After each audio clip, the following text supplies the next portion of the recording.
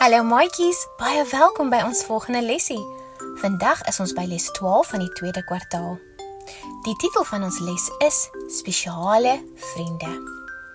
Die geheeteksvers kom uit Spreuke 17 vers 17 en dit sê, 'n vriend het ten aller tye lief.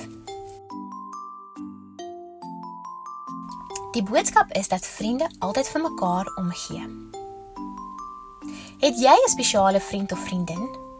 Wat doen jy saam met jou spesiale vriend? Het jy geweet dat Jesus ook spesiale vriende gehad het? Nikodemus het sy deur net so klein entjie oopgemaak. Die nag was donker en daar was niemand op die strate nie. Hy het die deur saggies toegemaak en in die straat ingestap. Terwyl hy gestap het, het hy gedink oor die nuwe rabbi. Hy het al na hom geluister en geluister na wat hy vir die mense geleer het. Nikodemus het ook die Bybel bestudeer en hy was seker dat hierdie nuwe rabbi was iemand wat deur God gestuur was. Nikodemus het gedink dat hierdie nuwe rabbi die Messias was, waarvoor hulle almal gewag het, maar hy moes seker maak. Nikodemus het baie belangrike vriende gehad en hierdie nuwe leermeester was nie baie populêr nie.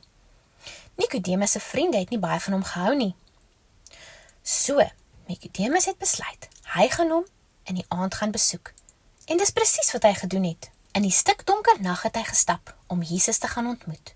Ek weet dat u 'n leermeester is van God, het Nikodemus vir Jesus gesê. Niemand kon wonderwerke doen soos wat u doen, tensy hy van God afkom nie.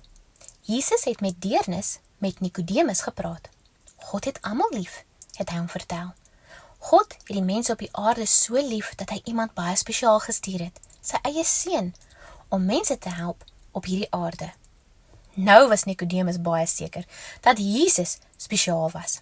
Hy het gedink en gelees, en hy was oortuig dat Jesus die Messias was, die redder van die wêreld. Maar Nikodemus het 'n probleem gehad. Sy vriende het nie van Jesus gehou nie, en hulle wou nie gehad het dat Jesus die mense moet leer, of gesond maak nie. Hulle wou hom stop. Toe Jesus oorlede is, was Nikodemus daar om te help. Hy het nie omgegee of die ander mense hom sien nie. Nikodemus was in die geheim Jesus se vriend, maar nou sou almal dit sien. Nikodemus was baie ryk en hy het sy geld spandeer om ander mense te help om van Jesus te leer. Hy wou hê dat ander mense ook Jesus se spesiale vriende word. Sou jy graag vandag 'n vriend van Jesus wil wees, net soos wat Nikodemus was? Sal jy graag jou vriende van Jesus vertel?